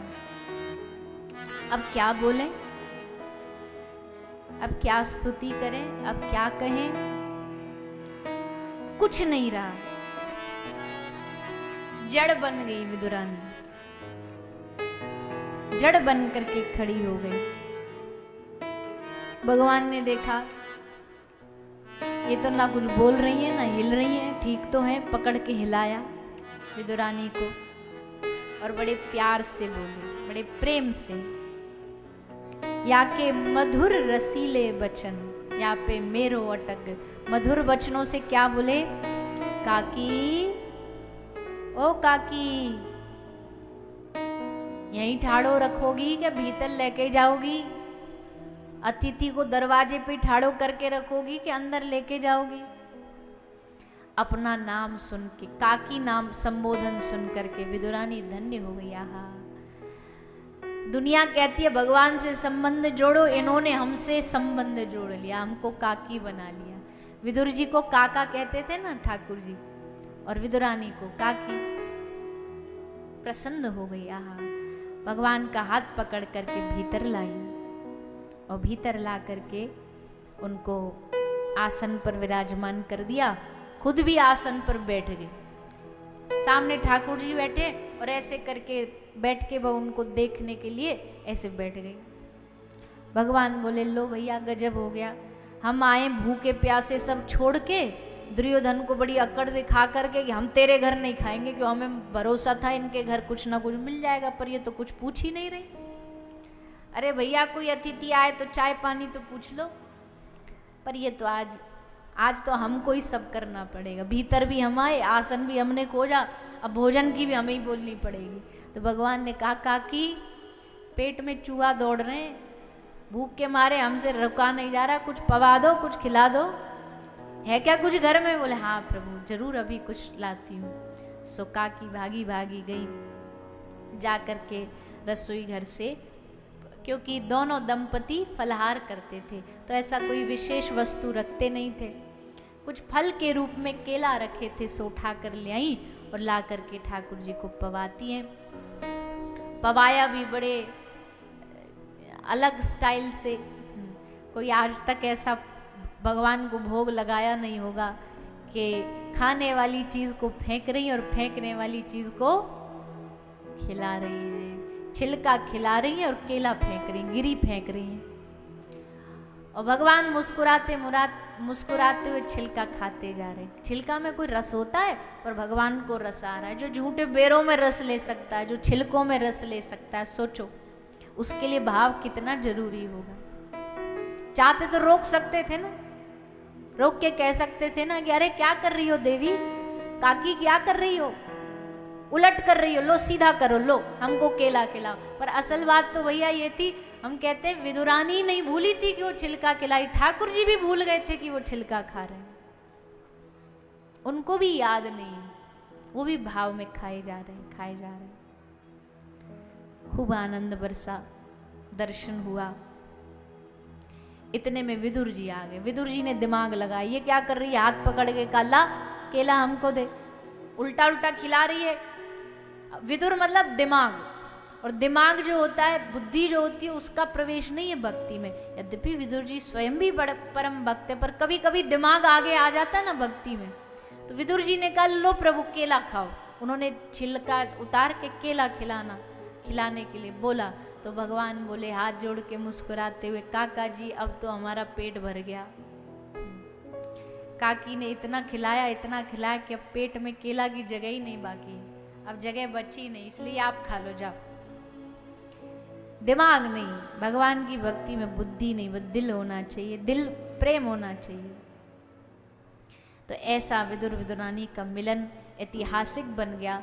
ये कथा इसलिए सुनाई जा रही है कि भैया हम भी प्रयास करें, अपने घर में ठाकुर जी को रोज भोग लगाओ, रोज पवाओ, कभी तो पाएंगे, कभी तो खाएंगे। जिन घरों में भगवान को पवा के भोजन नहीं पाया जाता ना, उस घर में अन्न नहीं, उस घर में पाप खाया जाता है। इसलिए रोज भगवान को खिलाओ, भोग लगाओ, तुलसी पत्र डाल के पहले भगवान को भोग लगा के फिर पूरा परिवार खाओ। नहीं तो अन्न में बड़े दोष होते हैं। आजकल देखो अन्न उगाने के लिए कितना फर्टिलाइजर डलता है, कितने कीटाणु मरते हैं, उन सब का दोष अन्न में आता है। तो अगर हम खाएंगे तो वो अन्न दोष हमारी बुद्धि को भी बिगाड़ेगा। फलों में कितने इंजेक्शन है, वो भी बुद्धि बिगाड़ेगा। तो फिर करें क्या? बोले भूखे मर जाएं? बोले ना, जो भी पा रहे हो उसको पहले भगवान को भोग लगाओ। भगवान से कहो प्रभु इसमें जो भी कोई इधर उधर की कोई गंदगी है, कोई अशुद्धता है, अपवित्रता है, आप इसको खत्म कर दो। और भोग लगा के फिर प्रसाद रूप में पाओगे तो वो भोजन कभी बुद्धि नहीं बिगाड़ेगा। खाना मान के पाओगे तो बुद्धि बिगड़ेगी। पर उस भोजन में अगर भगवान की भोग का भाव रख करके पाओगे तो इसलिए सब लोग घर में रोज भोग लगाया करो। जो भी घर में आप बना रहे हो, सब्जी, दाल, चावल, रोटी, दूध, रोज इसका भोग भगवान को घर में लगना चाहिए, फिर पाना चाहिए। तो विदुर और विदुरानी की सुंदर कथा को सुखदेव जी श्रवण कराते हैं। फिर भगवान के वराह रूप का वर्णन सुनाते हैं। भगवान ने वराह रूप धारण करके इस पृथ्वी का सृजन, पृथ्वी को समुद्र से निकाल करके लाए। मनु शत्रुपा ब्रह्मा जी के शरीर से प्रकट हुए। मनु से मानव वंश प्रकट हुआ। हम सब मानव जितने भी हैं धरती पर, सब मनु महाराज की ही संतान हैं, उनके ही वंशज संतति है। बाद में भले हम जा कर के कोई राजपूत बन गया, कोई यादव बन गया, कोई शर्मा बन गया, कोई वर्मा बन गया, ये सब बाद में हम अपने अपने नाम हमने बना लिए, पर वस्तुतः हम सब एक ही वंश से हैं। हम सब मनु महाराज के वंश से हैं, इसलिए हमें मानव कहा जाता है। इसलिए भले बाद में कुछ भी बन जाओ, पर ये भूलो नहीं सबकी जड़ एक ही है, मूल एक ही है। इसलिए ज्यादा जाति पाति में बटना नहीं चाहिए। जाति वर्ण व्यवस्था कोई हम खिलाफ नहीं है, वो तो बनी आई है परंपरा, वो तो चलती रहेगी। पर उसके कारण जो समाज में भेदभाव है वो नहीं होना चाहिए। उस जाति पाति के कारण भेदभाव इतना बढ़ा देते हम, जाति जाति से लड़ रही है, धर्म धर्म से लड़ रहा है, संप्रदाय संप्रदाय से लड़ रही है। कब तक लड़ेंगे, कब तक लड़ेंगे? और भैया देखो, जब पहलगाम में मारा गया तो जाति थोड़ी पूछी गई, तुम्हारे सरनेम क्या थोड़ी पूछा गया, तुम्हारा धर्म पूछा गया।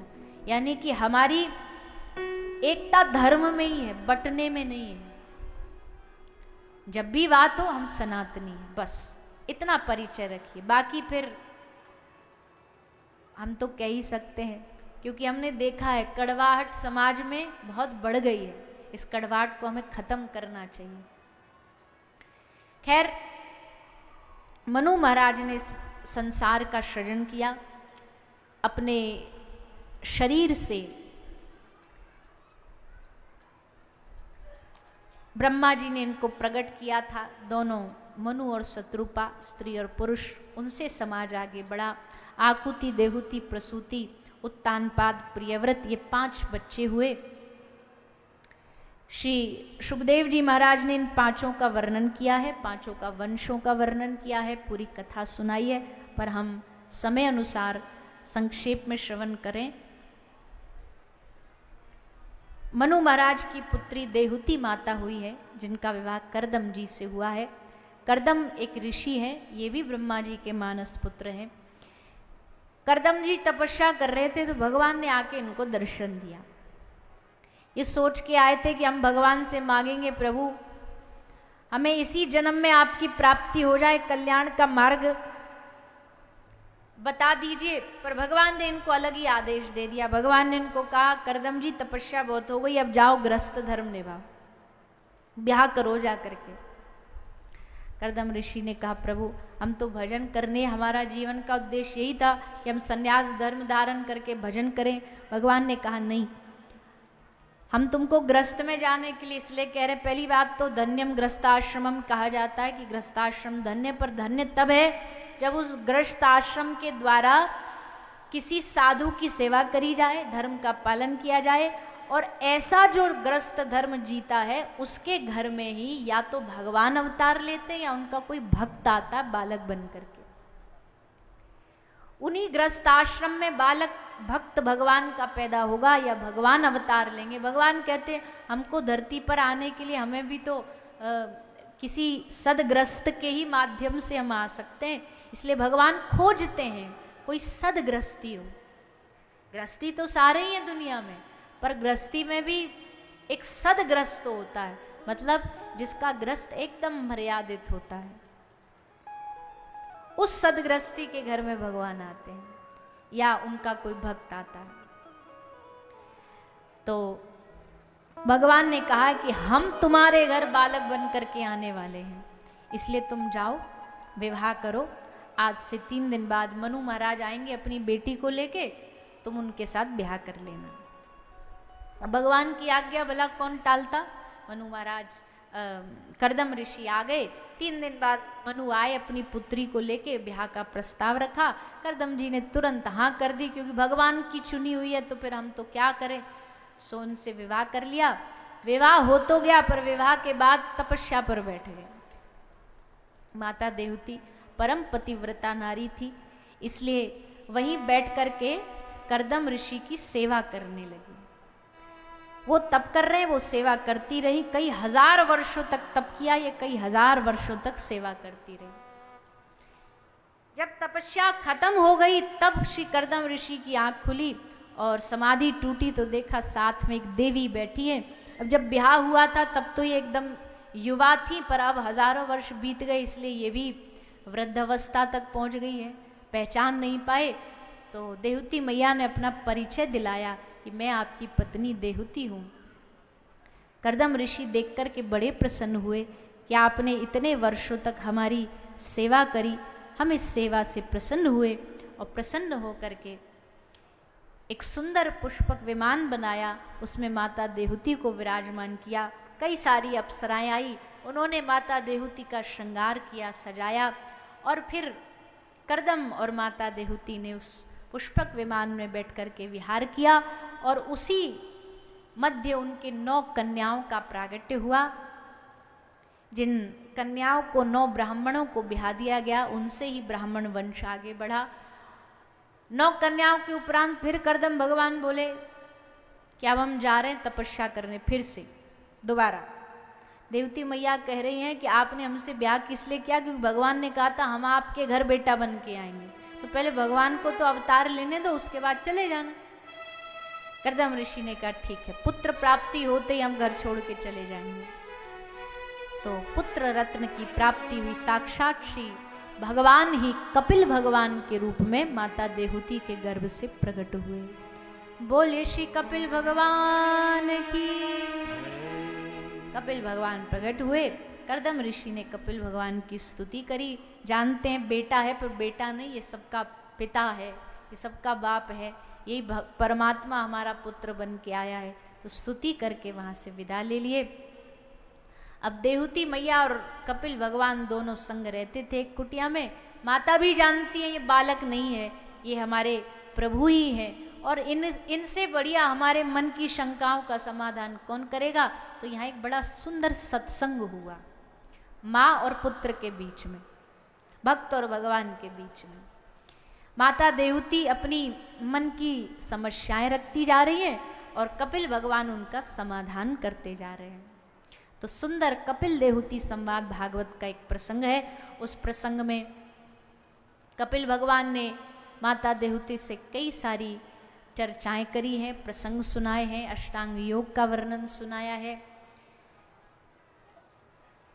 प्रकृति का वर्णन सुनाया है, प्रकृति सृष्टि का निर्माण कैसे हुआ उसका श्रवण पान कराया है, मन को कैसे नियंत्रण रखा जाता है वो सुनाया, साधु के लक्षण क्या है, तितिक्षवः कारुणिकः सुहृद सर्वदेहिनाम अजात शत्रवः शांत साधव साधुभूषण। साधु के कौन कौन से लक्षण हैं वो बताए हैं। नित्य नियम क्रम सुनाया है कि भैया जीवन में हर आदमी को अपना एक दिन का दिनचर्या बना लेनी चाहिए। हर आदमी के निश्चित दिन की दिनचर्या होनी चाहिए। दिनचर्या का मतलब है कैसे सुबह उठोगे, सुबह उठते ही सबसे पहले क्या करना है। कर्मकांड तो कहता हाथों का दर्शन करो, तो हाथों का दर्शन भी करो, साथ साथ में अपने हृदय में जो ठाकुर जी विराजमान है उनको प्रणाम करो। शुरुआत दिन की उनको प्रणाम करके फिर करनी चाहिए, फिर बाकी कोई भी। तो सुबह उठ के उनको प्रणाम करो, बेड से नीचे उतरो, चारपाई से नीचे उतरो तो पहले धरती माता को प्रणाम करो। कितना बोझ सहन करती है, सबका भार, सबका मलमूत्र, और आजकल तो कितना कष्ट, कितनी खुदाई हम सब करते हैं। तो इसलिए माता पृथ्वी से क्षमा प्रार्थना करके फिर चरण रखो धरती पर। उसके बाद चारपाई छोड़ने के बाद सबसे पहला काम क्या करना चाहिए। सबसे पहले स्नान, सबसे पहले नहाओ, शरीर को शुद्ध करो। स्नान सबसे पहले करना चाहिए, कोई भी हो। कई लोग तो ऐसे होते हो तो वो ड्राई क्लीन से ही काम चला लेते हैं, और ठंड में तो विशेष पानी देख के रूह कांप जाती है, तो ऐसे ही वह ड्राई क्लीनिंग हो जाती है। ऐसे डाल लिया, डाल करके वो हो गया स्नान। ऐसे नहीं भैया, रोज तन को शुद्ध करना चाहिए। और कोई भी काम करने से पहले, कई माता हमने देखी है वो 12 बजे तक तो घर का काम करेंगी फिर नहाएंगी। पहले उसी में रोटी बना लेंगी, भोजन बना लेंगी, बच्चों को स्कूल भेज देंगे और फिर स्नान करेंगी। नहीं, पहले शुद्ध होके ही रसोई में जाना चाहिए। बिना स्नान करे रसोई घर में प्रवेश नहीं करना चाहिए, क्योंकि ठाकुर जी को भोग लगेगा। तो सबसे पहले स्नान करो, स्नान के बाद पूजा करो। घर में सबके ठाकुर जी होने चाहिए। मूर्ति है तो मूर्ति, तस्वीर है तो तस्वीर, वो रखो। उठ करके आरती करो, आरती करके भगवान को तिलक लगाओ, फिर अपने माथे पे तिलक लगाओ। कथा में आ रहे हो तो ऐसे सूना माथा मताओ, माथे पे तिलक लगा करके आया करो। तिलक कैसे लगाएं जी, संकोच होता है, शर्म आती है। बाकी सब काम करने में हमको संकोच नहीं होता, शर्म नहीं होती, और चंदन, तिलक, कंठी, माला, इसमें हमको शर्म आने लग जाती है। काहे बात की शर्म, ठाकुर जी के हो, भगवान के हो, तो माथे का तिलक बस यही बताता है कि हम भगवान के हैं। इसलिए हर सनातनी के माथे पर तिलक होना चाहिए। त्रिपुंड लगाओ, ऊर्ध्वपुंड लगाओ, और सब इतना बड़ा नहीं लगा सकते तो ने थोड़ा सा ही लगा लो, रोली लगा लो, या गोपी चंदन लगा लो, या ब्रज की रज लगा लो, पर माथे पर होना जरूर चाहिए। माथा सूना नहीं होना चाहिए बिना तिलक के। तो कल से लगा के आओगे कि नहीं लगा के आओगे? हाँ, यहाँ सुन तो लेते हैं सब, हंस भी लेते हैं। हंस किस लिए रे? बोले यार तुम बोलते रहो, हम कुछ नहीं करने वाले। पर ऐसा नहीं होना चाहिए। चलो ज्यादा नहीं, हम कह रहे कल से ही 7 दिन जो बचे हैं, 5 दिन, इतने 5 दिन लगा के देखो। फिर क्या पता धीरे धीरे आदत पड़ जाए, घर वालों को भी आदत पड़ जाए, बोलो भैया कथा सुनिए, अब तो ये माथे पर तो इसके तिलक रहेगा ही रहेगा। और माथे पर तिलक लगा के घर जाओगे ना तो घर किसी को पड़ोस में पूछनी भी नहीं पड़ेगी कहाँ से आए हो, तुरंत समझ जाए कथा से आया है। और कोई कुछ बोले, गांवों में बोलने वाले बहुत होते हैं, इधर उधर की पढ़ाने वाले बहुत होते हैं, क्या ले नहीं, विवाहित महिलाओं को तिलक नहीं लगाना चाहिए, विवाहित महिला को गले में तुलसी नहीं पहननी चाहिए, और ऐसी उल्टी सीधी पट्टी पढ़ा देते हैं और मैयाएं डर जाती हैं इन बातों को सुन के। पर डरना नहीं है, सब कोई तिलक लगा सकता है, सब कोई गले में माला पहन सकता है, सबको पहनना चाहिए। इसलिए तिलक भी लगाओ और गले में तुलसी की माला भी धारण करो, माला पहनो, इसमें डरने की आवश्यकता नहीं। बहुत सारे लोग डरते हैं, बोले माला पहन ली तो झूठ नहीं बोल पाएंगे, माला पहन ली तो ये नहीं खा पाएंगे, वो नहीं कर पाएंगे। कोई बहुत ज़्यादा तामसिक जीवन है वो थोड़ा बचे, जैसे कोई मांस खा रहा है, कोई मदिरा, उससे थोड़ा बचे, बाकी तो सब दुर्गुण धीरे धीरे अपने आप खत्म हो जाते। पहले पहनो तो कंठी। अब किसी आदमी को तैरना सीखना है और वो कहे कि हम पानी में जब उतरेंगे पहले तैरना सीख लें, हमको पानी से डर लगता है, पहले तैरना सीख लें फिर पानी में उतरेंगे, तो ऐसा हो सकता है? भैया तैरने के लिए तो पानी में पहले उतरना पड़ेगा। वैसे ही कोई कहे पहले दुर्गुण हटा लें फिर हम चंदन थापा लगाएंगे, अच्छे बन जाएं फिर हम भजन करेंगे, ऐसा नहीं, पहले भजन करो फिर अच्छे बनोगे। पहले कंठी धारण करो फिर दुर्गुण छूटेंगे, फिर बुराइयां छूटेंगी। इसलिए शायद हमको पता नहीं, पर शायद यहाँ भी बाहर मिलती है कंठी माला, मिल जाए तो लेके जाना, आज ही घर जाके अपने ठाकुर जी को स्पर्श कराना और गले में कंठी माला धारण कर लेना। टूट गई, इसमें भी लोग डरते हैं, टूट गई, अरे राम राम राम अपशगुन हो गया।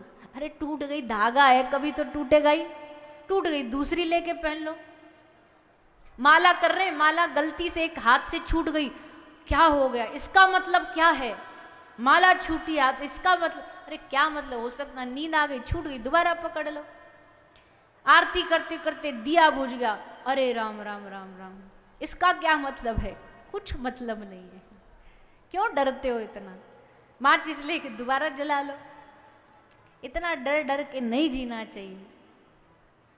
तो कंठी धारण करो, माथे पर तिलक लगाओ, सुबह उठ के तिलक लगाए, उसके बाद ठाकुर जी की आरती करें, भोग लगाए और फिर दिन में जो करना है वो करें। और दूसरा, ठाकुर जी कहते जब दिन का अंत हो तब एक बार, भले तुम दिन में व्यस्त रहे हो पर अब हमको याद करो, भगवान को कहो, आ प्रभु तुम कितने कृपालु हो, आपने हमको एक और दिन दिया,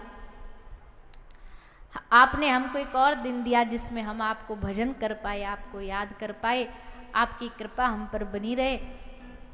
फिर कल होगा, फिर कल हम आपका नाम जप कर पाए, आपकी सेवा कर पाए, ऐसी कृपा मांग के फिर सोना चाहिए। ऐसे अपने जीवन में भगवान से जुड़े रहो, किसी भी कीमत पर भगवान से दूरी नहीं होनी चाहिए, बस ये याद रखो। तो नित्य नियम क्रम सुनाया। आगे श्री सुखदेव जी महाराज ने राजा परीक्षित को श्री कपिल भगवान का उपाख्यान सुनाते उनकी विदाई की कथा सुनाई। महाराज मनु के अन्य पुत्र पुत्रादियों का भी वंश सुनाया। ये वंशावली भी बहुत लंबी है, पर हम तो सबको प्रणाम करते हुए ही आगे बढ़ेंगे। सब वंशावली सुनाई। इसी वंश परंपरा में महाराज उत्तानपाद हुए। उत्तानपाद के घर भगवान के परम भक्त हुए, जिनका नाम है श्री भरत जी, श्री ध्रुव जी महाराज। भगवान के परम भक्त थे। बाल्यकाल, बचपन की अवस्था में, 5 वर्ष की अवस्था में इनको भक्ति का नशा लग गया। भक्ति का नशा कैसे लगा? बोले देखो, भगवान के पास व्यक्ति या तो भाव से जाता है या दुनिया के धक्के खा के जाता है, जाना तो वहीं पड़ेगा।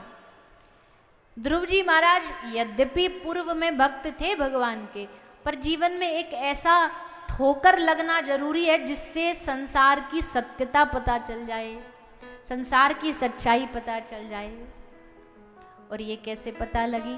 बोले एक दिन ध्रुव जी अपने पिता जो राजा थे, महाराज उत्तानपाद, उन महाराज उत्तानपाद के पास उनकी अंक में गोदी में जाके बैठना चाह रहे थे, क्योंकि उनका दूसरा सौतेला भाई जो है, छोटी माँ का जो पुत्र है उत्तम, वो उत्तानपाद की गोदी में बैठा था। तो देख के मन कर गया कि हम भी तो बेटा हैं, हम भी बैठ जाते हैं। तो जा करके उनकी गोद में बैठे। जैसे बैठे तो उनकी छोटी माँ आई और ध्रुव का कान पकड़ करके ध्रुव को नीचे उतार दिया। खबरदार, इस गोदी में बैठने की कोशिश करी। आज गोदी में बैठ रहा है, कल को बोलेगा सिंहासन पर बैठूंगा। ये मैं होने नहीं दूंगी। क्यों? क्योंकि तू मेरा बेटा नहीं है। इस गद्दी पर वही बैठेगा जिसने मेरे गर्भ से जन्म लिया होगा।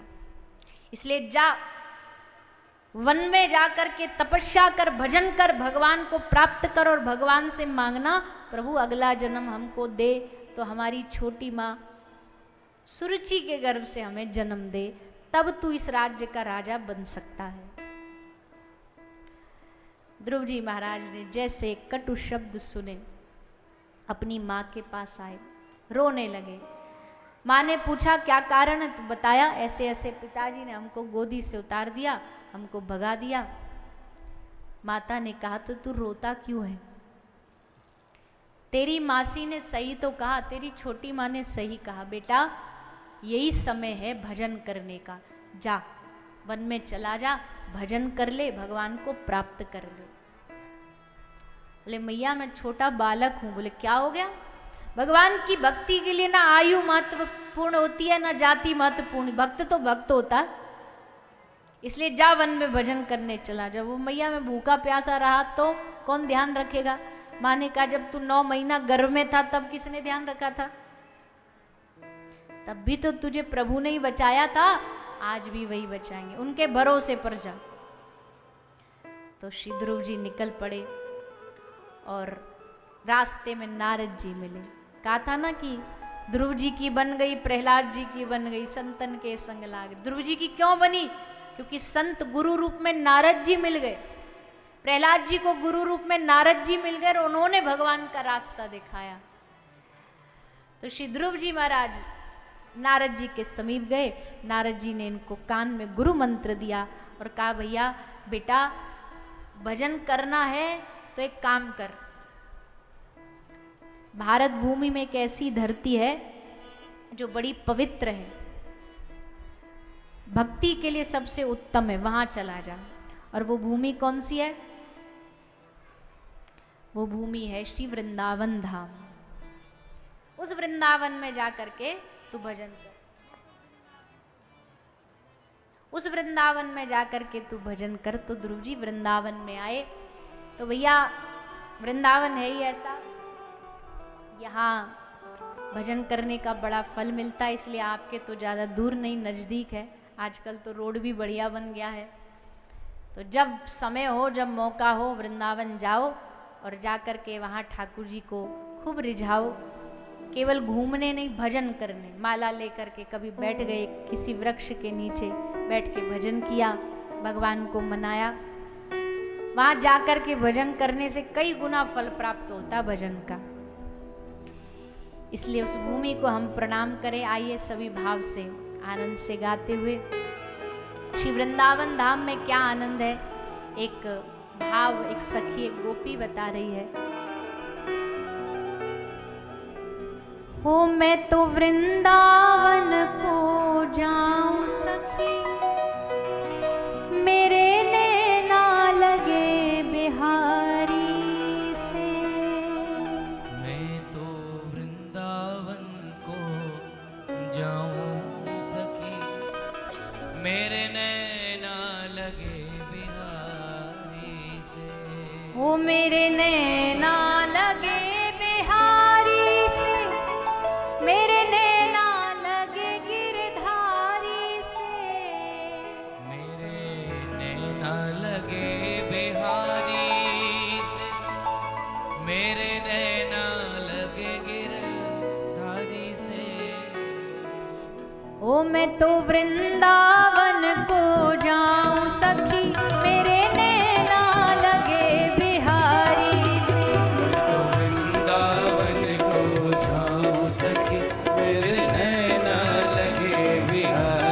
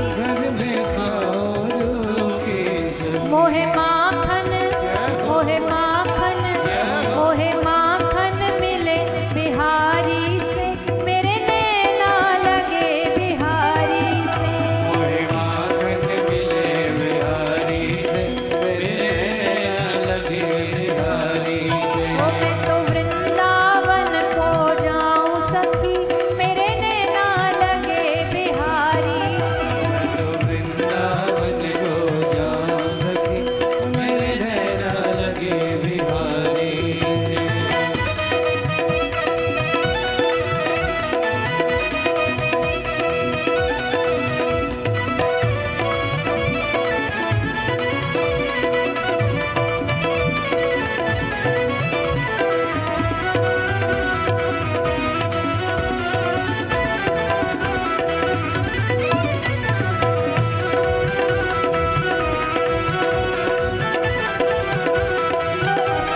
घर में पैरों फटे पुराने घर पैरों फटे पुराने घर में पैरों फटे पुराने घर में पैरों फटे पुराने घर में पैरों फटे पुराने घर में पैरों फटे पुराने घर में पैरों फटे पुराने घर में पैरों फटे पुराने मोहे रेशम मोहे रेशम मोहे रेशम मिले बिहारी से मेरे नैना लगे बिहारी से मोहे रेशम मिले बिहारी से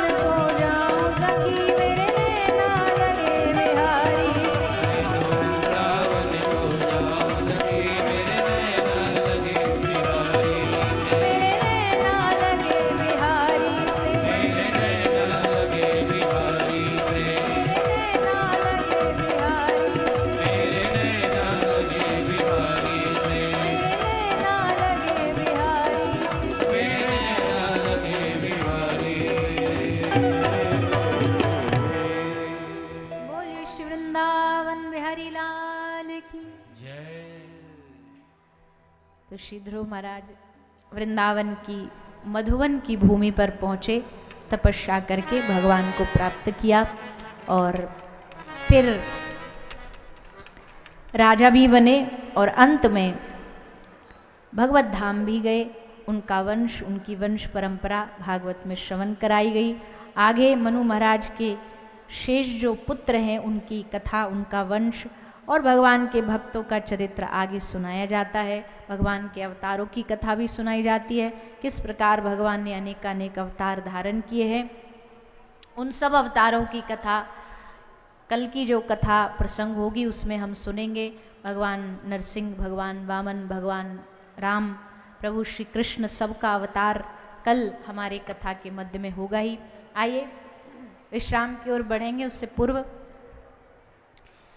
संक्षेप में कुछ सूचना है, सब वो श्रवण करेंगे और उसके उपरांत हम कथा को विराम की ओर बढ़ाएंगे। श्री राधे।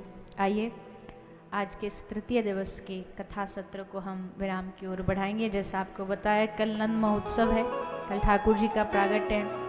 सब बड़े धूमधाम से उत्सव मनाएंगे। सज धज के आइएगा, बढ़िया बढ़िया कपड़ा पहन के आइएगा, पीला पीला कपड़ा पहन के आइएगा और सब ठाकुर जी के उत्सव का आनंद लेंगे। आइए सभी थोड़ी देर संकीर्तन करेंगे और संकीर्तन के साथ विराम की ओर बढ़ेंगे।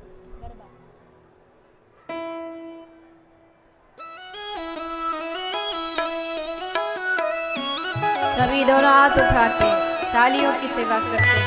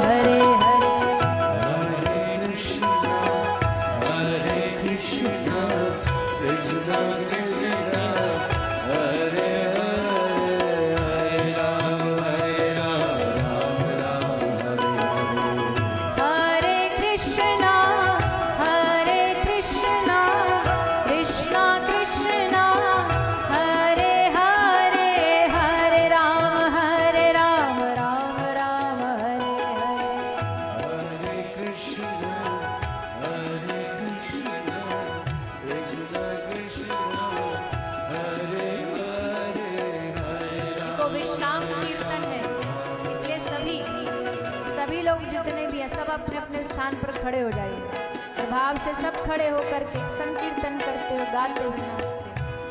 हरे कृष्णा कृष्णा कृष्णा हरे हरे, हरे राम राम राम हरे हरे। हरे कृष्णा कृष्णा कृष्णा हरे हरे राम राम हरे हरे। हरे कृष्णा कृष्णा कृष्णा हरे हरे, हरे राम राम राम हरे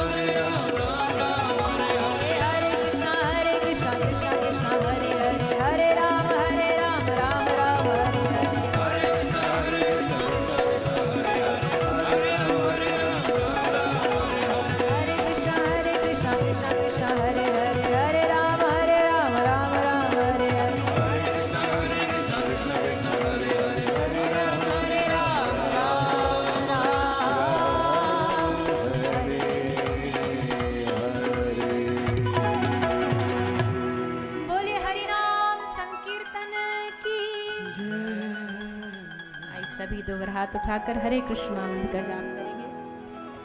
हरे कृष्णा हरे कृष्णा कृष्णा कृष्णा हरे हरे हरे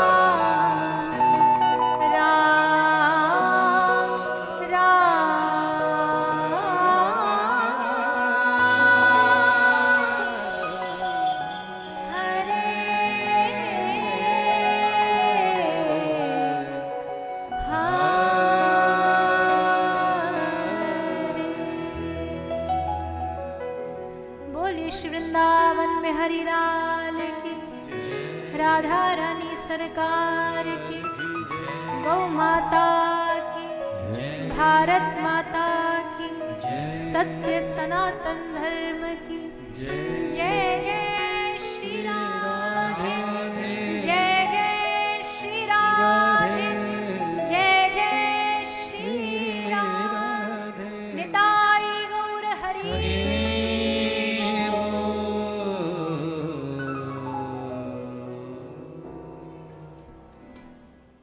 ओम ज्वालामालिन्ये नमः, रत्नेश्वर्यै नमः, सर्वोपचारार्थगन्धक्षतपुष्पाणिं समर्पयामि। ओम निदगं हविः प्रजननं मे अस्तु दशवीरगं सर्वगणगं स्वस्तये आत्मशनि प्रजा शनि पशु शनि लोके शन्यभय शनि अग्निः प्रजां बहुलां मे करोत्वन्नं वयोरेतुम् अशिमासो धत्ता।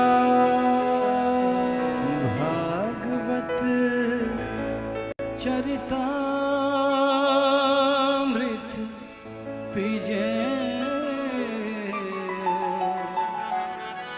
आरती सब मिलके कीजे। भागवत चरितामृत पीजे आरती सब मिलके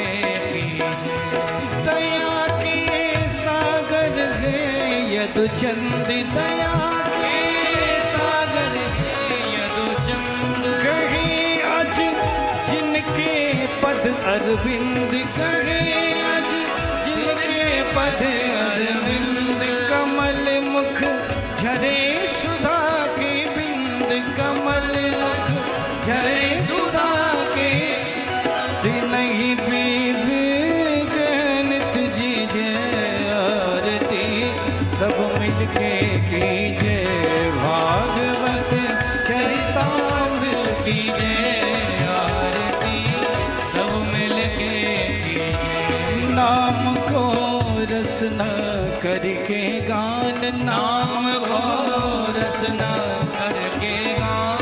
करे मन मोहन मूरत ध्यान, करे मन मोहन मूरत ध्यान। नयन निरीखे सब थल भगवान, नयन निरीखे सब थल भगवान।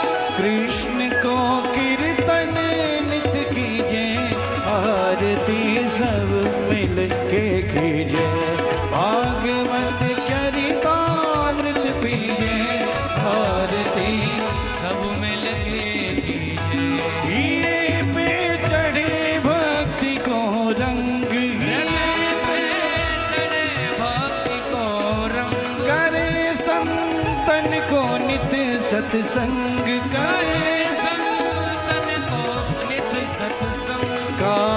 सब करे कृष्ण हित अंग, काज सब करे कृष्ण हित अंग। व्यर्थ नर जीवन नहीं खींचे, आरती सब मिलके कीजे।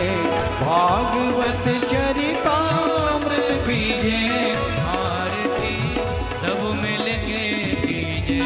याद जब चरतन की आवे, याद जब चरतन की आवे।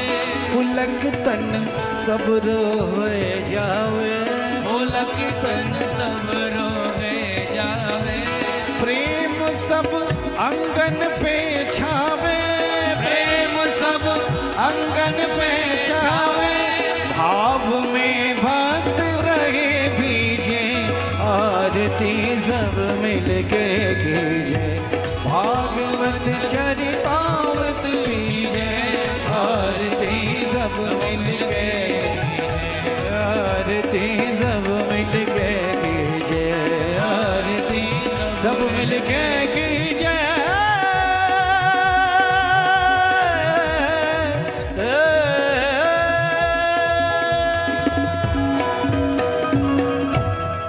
ओम गर्दो निराजनं वस्पादिबन्धनम् आरोग्यार्थे आत्मादिबन्धनम् अन्द्रपुष्पाञ्जलिः। ओम द्योः शान्तिरन्तर्जीवं शान्तिः, पृथिवी शान्तिरापः शान्तिरोषधयः शान्तिः वनस्पतयः। शान्तिर्विश्वे देवाः शान्तिर्ब्रह्म शान्तिः, सर्वगं शान्तिः शान्तिरेव शान्तिः, सा मा शान्तिरेधिः। हरिः ओम जदनेन जनमयजन्त देवास्तानि धर्माणि प्रथमान्यासन्नः। ते हनाकं महिमानः शचन्दपूर्वे साध्याः सन्ति देवाः। हरिः ओम एकदन्ताय विद्महे वक्रतुण्डाय धीमहि तन्नो दन्तिः प्रचोदयात्। हरिः ओम गणयम्बिकायै च विद्महे कर्मसिद्ध्यै च धीमहि तन्ना श्रीगौरिः प्रचोदयात्। सेवन्तिकावकुलचम्बक पाटलाब्जै पुन्नः गजात करवीर रसाले पुष्पै। बिल्बप्रिवाल तुलसी दल मंजरी वे त्वां पूजयामि जगदीश्वर मे प्रसीदा। नानासुगन्ध पुष्पाणि यथा कालुद्भवानि च पुष्पां जलर्मया दत्ता गृहाणा परमेश्वरः। मंत्र पुष्पांजलिं समर्पयामि श्रीमद्भागवत महापुराण पुरुषोत्तमाय नमः। बोलिए भागवत महापुराण की, वृंदावन बिहारी लाल की, व्यास जी महाराज की, सुखदेव जी महाराज की, राधा रानी सरकार की, सद्गुरुदेव भगवान की। जय जय श्री राधे, जय जय श्री राधे, जय जय श्री राधे श्याम। निताई गौर हरि।